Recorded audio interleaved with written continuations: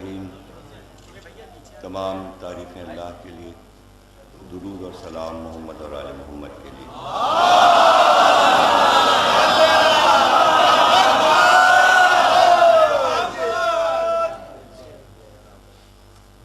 1433 ہجری عشرہ چہلم کی دوسری تقریر آپ حضرات امام باڑے حسین آباد یعنی چھوٹا امام باڑہ لکھنؤ سماعت فرما رہے ہیں۔ یہاں کے لیے موضوع ولایت علی مقرر ہے۔ کل تمہیدی مجلس تھی اور خیال تھا کہ آج کسی حد تک تھکن اتر جائے گی، لیکن ابھی اس کے آثار نظر نہیں آ رہے۔ تو جیسے بھی گفتگو ہو سکے گی ہم آپ کے سامنے موضوع کے مطابق گفتگو کریں گے۔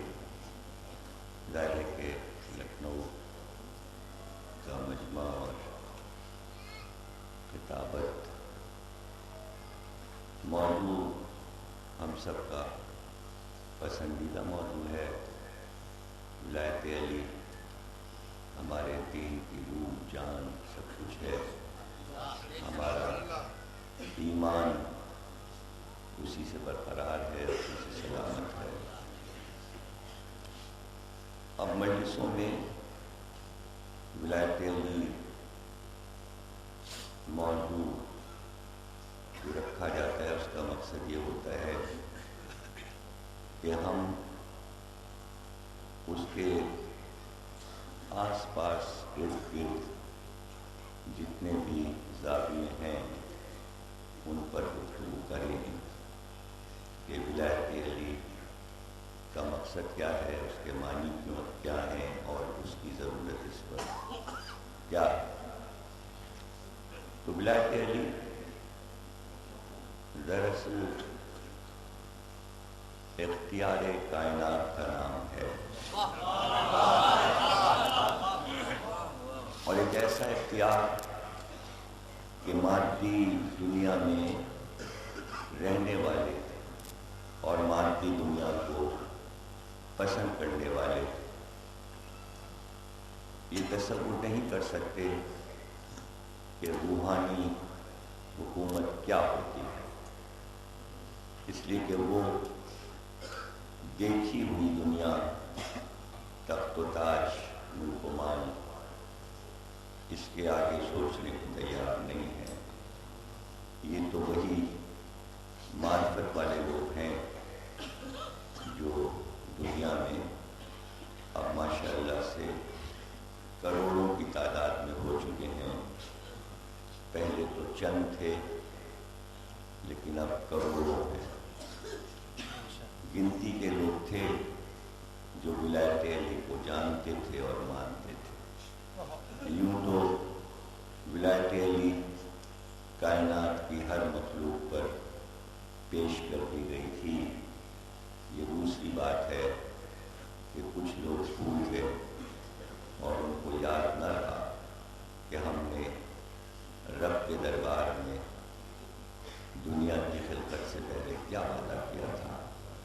جن کو یاد رہا وہ سب آپ کے سامنے کہ ان کو کس طرح یاد رہ گیا یہ اللہ کا فرمان ولایت علی۔ اب جدید موضوعات میں کہ جہاں علوم ترقی کر رہے ہیں وہاں اگر کوئی یہ پوچھے کہ ولایت علی کیا ہے اور اس کا مقصد کیا ہے تو وہ مختصر ہم آپ کو شروع میں ہی تمہید کے طور پر آسان لفظوں میں سمجھائے دیتے ہیں کہ اللہ یہ چاہتا تھا کہ انسانوں میں ایک اتحاد برقرار رہے اور سب آپس میں مل جل کے رہیں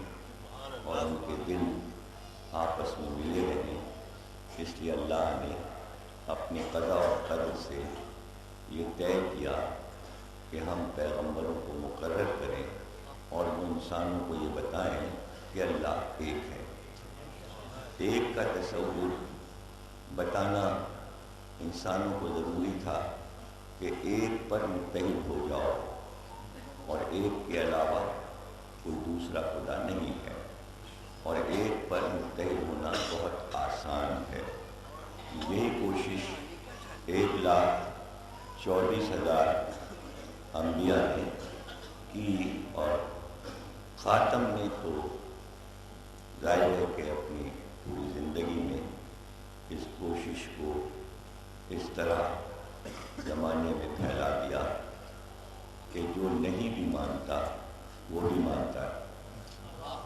چھپ کر رکھا تو جہاں غروب ہوا تھا آفتاب رسالت، وہی سے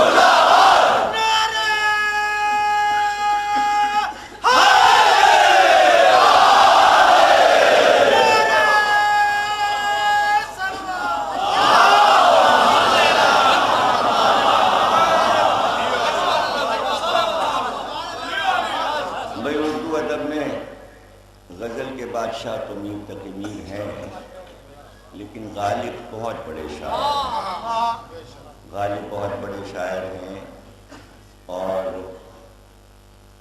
کم سے کم 5 ملکوں میں تو غالب اسی طرح پہچانے جاتے ہیں جیسے آپ پہچانتے ہیں۔ روس میں، آذربائیجان میں، ترکی میں، ایران میں، پاکستان میں، ہندوستان میں یکساں طریقے سے غالب کو لوگ جانتے پہچانتے ہیں، ان کی فارسی کی وجہ سے۔ جہاں جہاں فارسی ہے وہاں غالب ہیں، اور بھی ملکوں میں، امریکہ میں بھی، یورپ میں بھی غالب کی بڑی عزت اور قدر اور عظمت ہے۔ ہر ملک میں ان پر PhD ہوا، ریسرچ ہوئی ہے۔ لیکن غالب کا اردو دیوان بہت مشہور ہو گیا، جبکہ وہ چھوٹا سا ہے، مختصر ہے۔ انہوں نے خود ہی کلام چھاٹ چھاٹ کے الگ کر کے انتخاب کر لیا تھا، وہ مشہور ہو گیا، سب کو غالب کے اشعار یاد ہیں۔ لیکن وہ مشہور تو ہو گئے اردو دیوان سے، مگر ان کو اپنی فارسی شاعری پہ بہت ناز تھا۔ وہ کہتے تھے کہ ہماری فارسی شاعری جو ہے وہ زیادہ اعلیٰ ہے۔ لیکن عجیب بات یہ ہے کہ جب دیوان کے چھپنے کی بات آئی کہ فارسی دیوان غالب چھپوانا چاہتے تھے، تو جس بھی پبلشر کے پاس جائیں تو وہ الٹ پلٹ کے اسے دیکھ کر کہتا تھا اس میں 1 رباعی ایسی آپ نے رکھی ہے، وہ اگر آپ نکال دیجئے تو ہم چھاپ دیں گے۔ تو غالب واپس آ جاتے تھے، کہتے تھے نہیں، یہ رباعی تو ہم نہیں نکالیں گے۔ جب اس رباعی پہ بحث ہوئی تو غالب نے سوچا کہ آخر اس رباعی کو کیوں نکلوانا چاہتے ہیں، تو اب وہ متوجہ ہوگا اس رباعی کی طرف، پڑھ کے کہنے لگے نہیں، یہ آپ تو نہیں نکلے گی، اور چھپے گی تو یہ چھپے گی تب دیوان چھپے گا۔ آخر میں غالب قائم رہے اپنی رائے پر، اور دیوان چھپا فارسی والا، اور وہ رباعی رہی اور اب تک ہے۔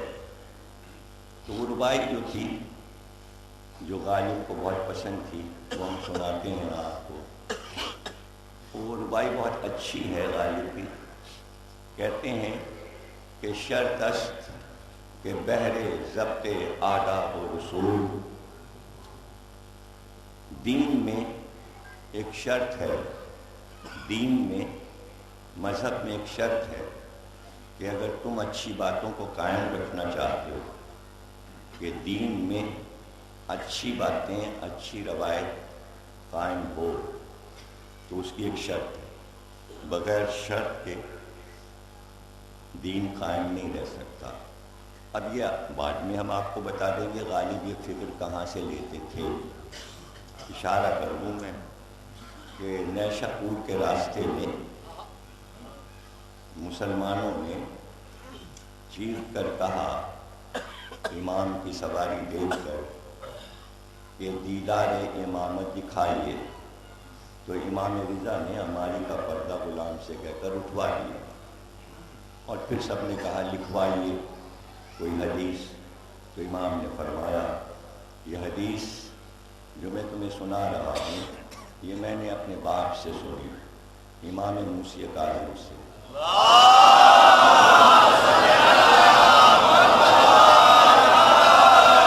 انہوں نے اپنے والد گرامی امام جعفر صادق سے سنا،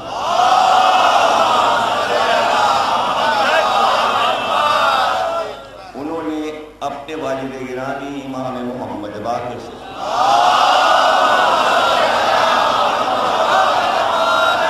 انہوں نے اپنے والد امام سجاد علی بن الحسین سے سنی،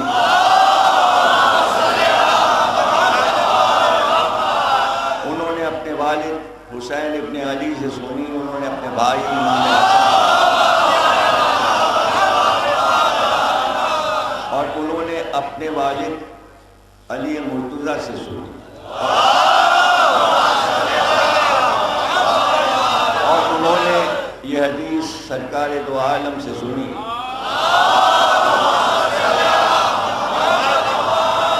اور سرکار دو عالم کے پاس جبریل اللہ کا یہ پیغام لے کر آئے کہ اللہ یہ کہتا ہے کہ کہہ دیجئے کہ لا الہ الا اللہ میرا ایک قلعہ ہے، جو اس میں داخل ہو گیا وہ امان میں ہے۔ ہماری کا پردہ گرا، لوگ چلائے آگے لکھائیے، ذہنی بنانا، امام نے پردہ پھر الٹوایا اور پھر فرمایا وَلَٰكِن شَرْطِهَا وَشُرُوطِهَا، اس کی بہت سی شرطیں ہیں، بغیر شرط کے تم اس قلعے میں داخل نہیں ہو سکتے۔ ان شرطوں میں سے ایک شرط وَأَنَا مِنْ، ان شرطوں میں کی ایک شرط میں ہوں، یعنی لا الہ شرطوں کے بغیر نہیں ہے۔ اس میں کی ایک شرط امام نے اپنی طرف اشارہ کیا، کون ہے امام، کیا نام ہے امام کا؟ علی، یعنی بتایا کہ لا الہ کے لیے ایک شرط علی ہے، ایک شرط علی ہے، علی کے بغیر آپ اس قلعے میں نہیں جا سکتے، تو شرطیں تو پوری کرنی ہوگی۔ ایک شرط بتا دی کہ علی کے بغیر کلمہ نہیں ہے، سمجھے نا آپ؟ تو یہ شرط کے بغیر دین نہیں ہے۔ جس طرح چاہیے آپ میں سمجھا دوں، غالب نے وہی فکر لی اور کا شرط کہ بہرے ضبط آداب و رسول، آداب شریعت جو بھی قائم کرنا چاہتے ہو، دین بغیر شرط کے نہیں ہے۔ میں تمہیں ایک شرط بتا رہا ہوں، اس شرط کے بغیر تمہارا دین کامل نہیں ہو سکتا۔ شرط است کہ بہرے ضبط آداب و رسول، وہ شرط اب سنیے، خیزت بعد از نبی امام معصوم۔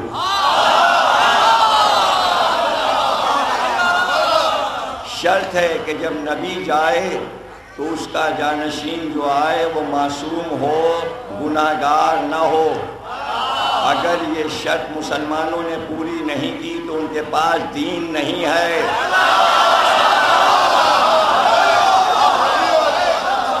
قیدت بعد از نبی امام معصوم، نبی کے بعد امام معصوم کا آنا ضروری ہے۔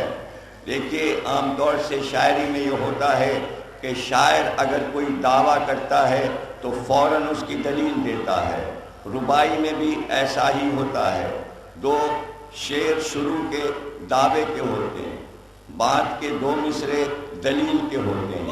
غالب نے دعویٰ تو کر دیا کہ شرط ہے کہ نبی کے بعد امام معصوم ہو، اب دیکھیے وہ دلیل دے رہے ہیں خیزت بادز نبی امام معصوم زیجما چپرسی بالی باز گرائی. اگر تمہیں علی کو ماننا ہے نبی کے بعد تو ہم سے یہ باتیں مت کرو کہ وہاں اجماع ہو گیا تھا اس لیے ان کو مان لیا.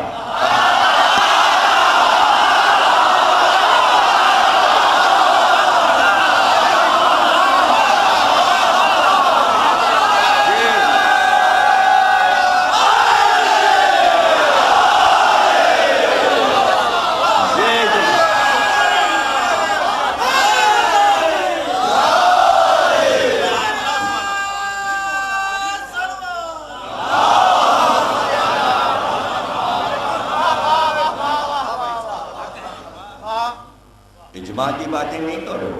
علی کو اگر ماننا ہے تو مانو, علی کے مقابل اجماع نہ لاؤ. زیجمع چپرسی بالی باز گرائی. میں جائے نشین مہر باشد نہ کہ نجوم. تمہارے عقل نہیں ہے کہ جب سورج ڈوبتا ہے تو اس کا جانشین چاند بنتا ہے. ستارے تو لاکھوں ہیں, ستارہ سورج کا جانشین.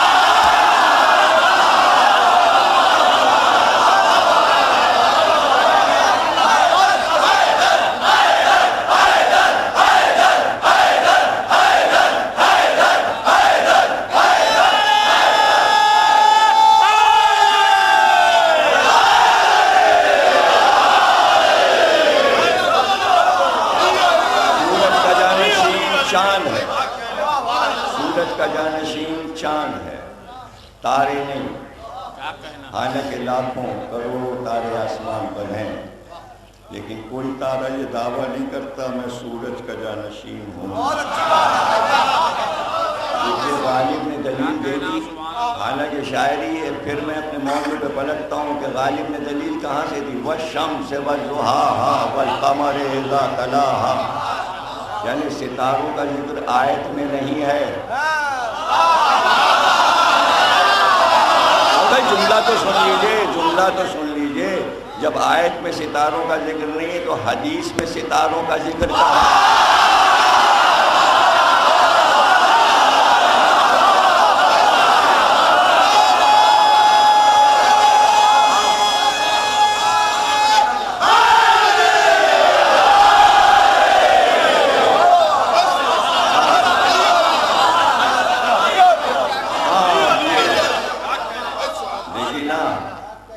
منطق سے تو یہ ہوتا ہے نا کہ غلط بات بھی جو ہے وہ صحیح ثابت کی جا سکتی ہے.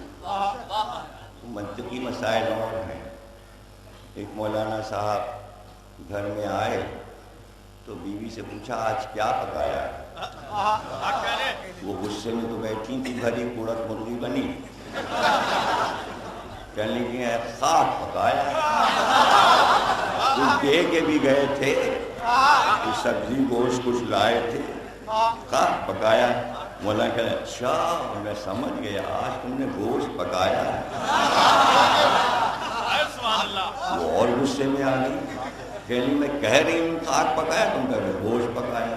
کہنے نہیں میں تمہارے جملے سے سمجھ گیا منطقی طور پر, اس لیے کہ خاک کا الٹا ہوتا ہے کاخ. کاخ کہتے ہیں محل کو, محل کا الٹا ہوتا ہے لحم یعنی گوشت پکایا.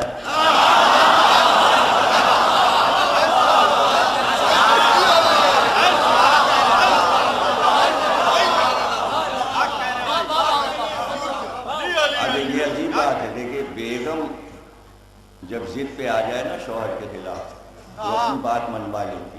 کبھی کبھی ایسا ہوتا ہے کہ شوہر بیگم کے خلاف اپنی بات منوائے, کبھی کبھی ایسا ہوتا ہے. اب وہ منوانا چاہ رہے تھے بات تو منوا لی انہوں نے کہ گوشت پکایا. تو یہ تو منطق ہے نا بھائی, منطق سے تو آپ جو چاہے غلط صحیح ثابت کر دیجیے.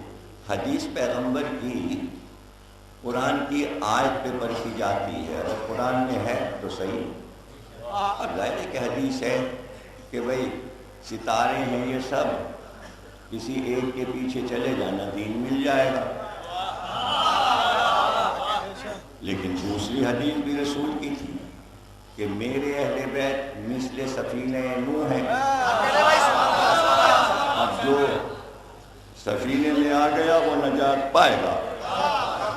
تو انہوں نے کہا دیکھیے نا، سفینہ تو نوح کا جو ہے نا وہ ہے، اس کی مثال دی ہے پیغمبر نے۔ تو کشتی اور جہاز جو چلتے ہیں وہ ستاروں کو دیکھ کے چلتے ہیں۔ اچھا یہ پہلے بھی قاعدہ تھا، کشتیاں چلتی تھیں تو کشتی بان جو ملا تھا وہ ستاروں کو دیکھ کے سمت مقرر کرتا تھا۔ اب جہاز جو چلتے ہیں پانی کے تو اس کا کمپاس بھی ستاروں کو دیکھتا رہتا ہے اور جہاز چلتا رہتا ہے۔ تو دنیا کے جہاز ستاروں سے چلتے ہیں، ان کا دیکھیے سفینہ چل ہی نہیں سکتا بغیر ستاروں کے، لیکن آیت قرآن میں اگر ہو اسے غور سے نہ پڑھے تو پھر گھپلے ہوتے جاتے ہیں، غچے پہ غچہ مفسر کھاتا جاتا ہے۔ جہاں سفینہ نوح کا ذکر ہے وہاں یہ بھی ذکر ہے کہ جب سفینہ نوح چلا تو اتنے بادل تھے کہ ستارہ تو کیا سورج اور چاند نہیں نظر آیا۔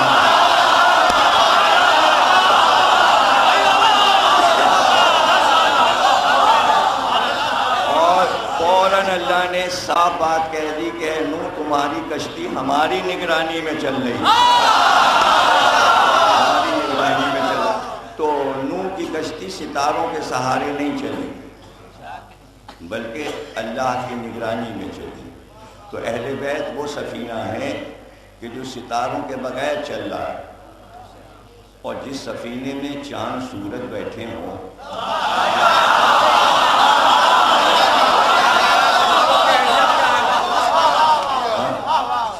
کیا کہنا۔ اچھا دیکھیے سفینے کی دلیل بھی جو علماء نے لکھی ہے وہ بھی بتایا کہ بھئی ہم گئے کنارے پر، دیکھا بہت سی کشتیاں کھڑی ہوئی تھیں، ایک سے ایک اچھی رنگین پردے پڑے ہوئے، اور ہر کشتی والا بلا رہا تھا ہماری کشتی پہ بیٹھی ہے ہم پار اتار دیں گے، ہماری کشتی پہ بیٹھی ہے ہم پار اتار دیں گے۔ اب ظاہر مسافر پریشان تھے کس کشتی میں بیٹھیں، اس لیے خطرہ یہ تھا کہ راستے میں کوئی طوفان آئے گا تو کہیں ایسا نہ ہو کشتی ڈوب جائے۔ تو اب یقین کیسے آئے کہ جس کشتی پہ ہم بیٹھیں گے وہ ڈوبے ہی نہیں۔ تو انہوں نے کہا پہلے ہم یہ جو کشتیاں کھڑی ہیں نا 72-73 ایک ایک کشتی پہلے دیکھ لیں۔ کشتیوں کو پرکھنا ضروری ہے، ایسے ہی نہ کسی کشتی پہ بیٹھ جائے گی، پہلے کشتی دیکھ لیا کیجیے۔ آپ ہی دریا کے کنارے رہتے ہیں، حالانکہ گومتی ذرا پتلی ہے، اتنی کشتیاں یہاں چلتی نہیں ہیں، وہ تو شب برات کا بجرا ہے جو آتا ہے۔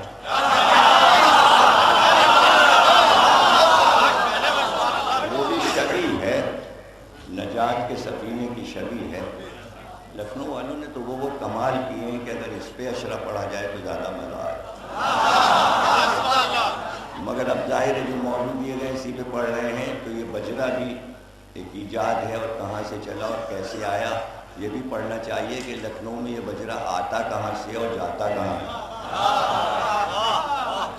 اور بجرا سجتا کیسے اور اسے بجرا کہتے کیوں، اور یہ سب شب 15 دریا پہ جاتے کیوں، سمجھے نا۔ تو ایک کشتی آپ کے یہاں بھی موجود ہے متبرک جسے بجرا کہتے ہیں۔ تو کشتیوں پر بیٹھنے سے پہلے پرکھ لیجئے کہ کشتی ڈوبے گی تو نہیں۔ تو انہوں نے کہا کہ میں نے 73 کشتیوں کو دیکھا اور ان کے ملاحوں کو بھی دیکھا، ان کے ناخداؤں کو بھی دیکھا۔ چلتے چلتے ہم ایک کشتی کے پاس دیکھے، وہ زیادہ سجی تو نہیں تھی، کوئی زیادہ دبیز اور عمدہ پردے تو نہیں مخمل و خمخاب کے پڑے تھے، لیکن ہم نے یہ دیکھا کہ کشتی والا جو بیٹھا ہوا تھا اس میں وہ یہ نہیں پکار رہا تھا آؤ، بلکہ وہ بس بیٹھا تھا۔ لیکن میں نے پوچھا یہ اس کے ساتھ کون لوگ بیٹھے ہیں؟ جو کشتی کا مالک بیٹھا ہے اس کے ساتھ کون لوگ بیٹھے ہیں؟ تو لوگوں نے بتایا یہ کشتی والا جو بیٹھا ہے کشتی میں، اس کی یہ بیٹی بیٹھی ہے برقع اوڑھے، اور اس کے دونوں نواسے ہیں اور داماد ہیں۔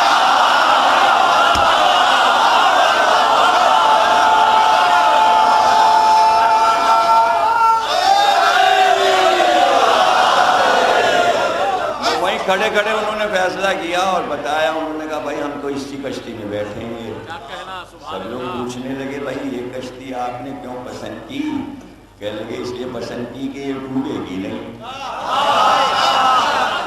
سب نے پوچھا آپ کو کیسے یقین ہے کہ یہ کشتی نہیں ڈوبے گی؟ کہہ لے کشتی والے کو یہ یقین ہے کہ کشتی نہیں ڈوبے گی۔ کہا آپ کو کیسے پتا کہ اس کو یقین ہے؟ کہا اس کو یقین ہے اگر کشتی ڈوبنے والی ہوتی تو بچوں کو نہ بٹھاتا۔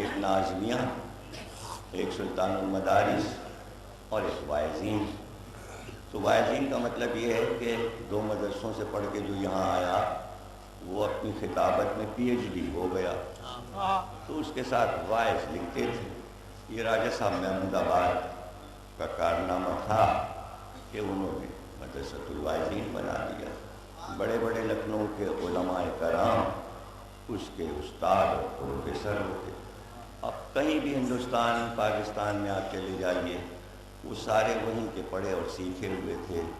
نام سنا ہوگا آپ نے، حافظ کفایت حسین صاحب قبلہ لاہور میں تھے اور بشیر صاحب فاتح ٹیکسلا تھے۔ تو وہ کہتے تھے کہ میں نے تو بس جوتیاں اٹھائیں، سبت حسن صاحب خطیب اعظم علی اللہ مقاموں کی مدرسۃ الواعظین میں تو کتابت آ گئی۔ اسی مدرسے کے پڑھے ہوئے مولانا غلام عسکری صاحب تھے علی اللہ مقام، بہت اچھی تقریر کرتے تھے۔ اتفاق سے جب کبھی ہمارے محلے میں مجلس میں وہ آتے تھے ڈپٹی صاحب کے امام باڑے وزیر گنج میں، تو ہمیں بھی شوق ہوتا تھا کہ بھائی چلیں سنیں۔ ایک دن مجلس پڑھنے کے لیے وہ آئے ڈپٹی صاحب کے امام باڑے میں، مجلس سنی میں نے، تو میں حیران ہوا کہ دیکھیے خطابت کس منزل پر لکھنؤ پہنچا دیتی ہے کہ وہ کہنے لگے کہ بھائی حسین نے سن 61 ہجری میں یہ دیکھا کہ کشتی اسلام جو ہے وہ طوفانوں کی زد پر ہے اور کشتی جو ہے وہ ڈوبنے والی ہے اور خطرہ ہے کشتی کو، تو اس لیے کشتی کو بچانے حسین اپنے بچوں کو لے کے چلے، اپنے گھر کی عورتوں کو لے کر چلے، اور پھر حسین نے یہ دیکھا کہ نانا کے دین کی کشتی اسلام ڈگمگا رہی ہے، تو حسین نے اس کشتی کو سنبھالا اور دیکھا کہ کشتی میں سوراخ ہو گیا ہے اور پانی بھرنے والا ہے، تو جلدی سے علی اکبر کا کلیجہ لے دیا، دیکھا کہ کشتی ٹوٹ کر پاش پاش ہونے والی ہے، جلدی سے قاسم کے لاش کے ٹکڑے لے دیے۔ اب حسین دیکھتے چلے کہ کشتی کو کہاں کہاں خطرہ ہے اور اس طرح کشتی کو نظم کرتے گئے کہ کشتی کو بچا لے۔ عصر تک حسین نے ساری قربانیاں دے کر کشتی اسلام کو بچا لیا۔ اب جملہ وہ کہتے ہیں جس پر اتنا گریہ ہوا کہ کافی دیر تک لوگ گریہ کرتے رہے۔ کہتے ہیں کہ بعد دیکھا گیا کہ کشتی تھم گئی اور طوفانوں سے بچ گئی، لیکن کشتی کو منزل پر پہنچنے کے لیے بادبان کی ضرورت ہوتی ہے، بغیر بادبان کے کشتی منزل پہ نہیں جا سکتی۔ اب حسین رہے نہیں اور کشتی کہہ رہی تھی بادبان ہوتا تو میں آگے بڑھتی۔ ایک بار حسین کی بہن زینب نے کہا، اے نانا کی کشتی اسلام، اگر بادبان نہیں تو میری چادر،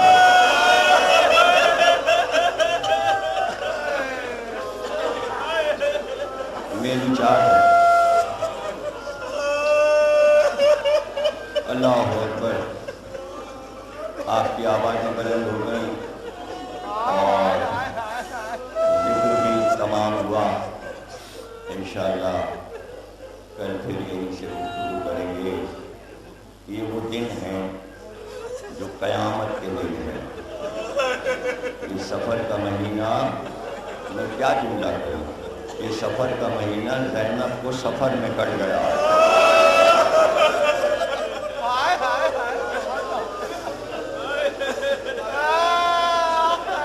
اور سفر بھی ایسا سفر،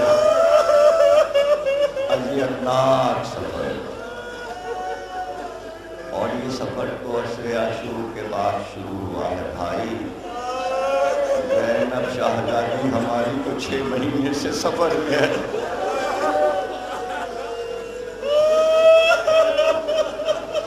یہ کیسا سفر ہے، کس طرح کا سفر ہے، اور جب سفر شروع ہوا تو وہ وقت جب سفر کسی کا شروع ہوتا ہے تو سفر شروع کرنے والا صدقہ نکال دیتا ہے کہ راستے میں کوئی پریشانی نہ ہو۔ میں کیا پڑھوں لکھنؤ والوں کے سامنے، جب سفر میں جاتے ہیں تو خیال رکھتے ہیں سامنے کوئی چیز ایسی نہ آئے کہ جانے والا ڈر جائے یا خوفزدہ ہو جائے یا بدشگونی ہو جائے۔ رسمیں ہیں، رواج ہیں، مگر زینب کا سفر جو شروع ہوا، میں کیا بتا سکتا ہوں کہ زینب کا سفر جب شروع ہوا تو کہاں سے شروع ہوا۔ سفر شروع ہوا 11 محرم کی شروع کو، اور وقت وہ تھا کہ خیمے تو اب تھے ہی نہیں، تمام بیویاں، تمام شہزادیاں مقتل میں آئی تھیں۔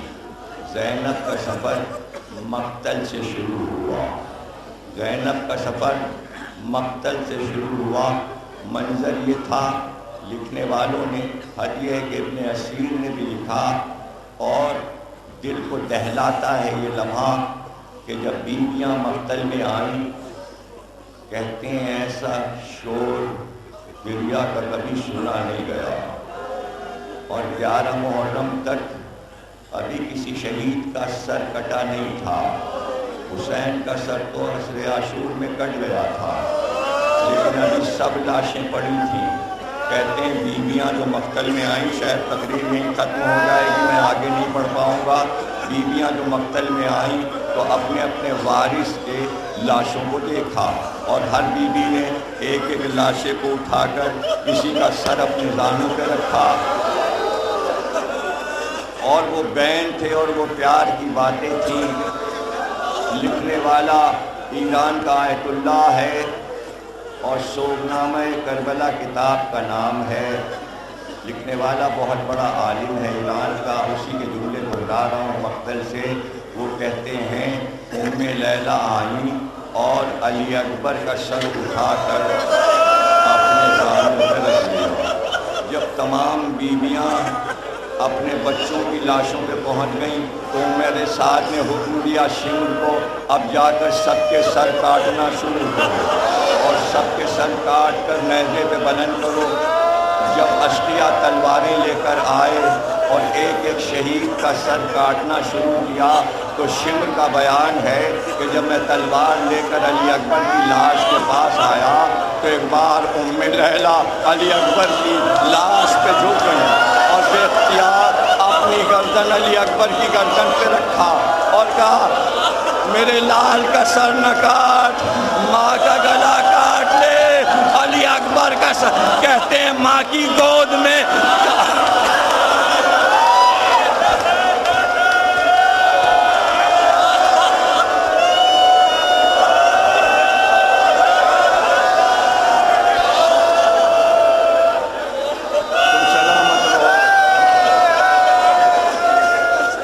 سلامت رہو حسین کو رونے والوں، تمہارے گھر آباد رہیں، اللہ تمہیں خیر و برکت عطا کرے۔ ذکر آ گیا شہزادے کا، اب دل نہیں مانتا کہ میں شہزادے کے ذکر کے بغیر تقریر کو تمام کر دوں۔ کہتے ہیں سر علی اکبر کا کاٹ کر نیزے پہ بلند کیا گیا، جدھر جدھر سے علی اکبر کا سر جاتا، اگر عورتیں اس سر کو دیکھتی تھیں تو ایک ہی جملہ سب کی زبان پہ آتا، ارے اتنا خوبصورت جوان،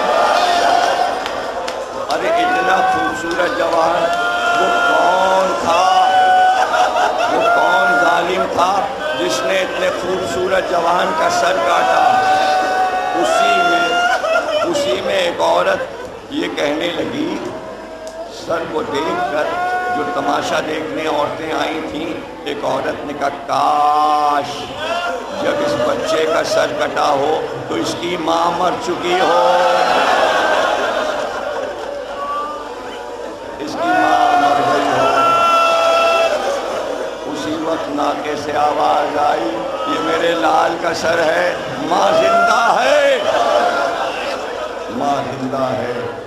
یہ سفر ہے، میں آپ کو سفر سنا رہا ہوں، زینب کا سفر ہے، منزلیں آتی جا رہی ہیں، سفر کٹ رہا ہے۔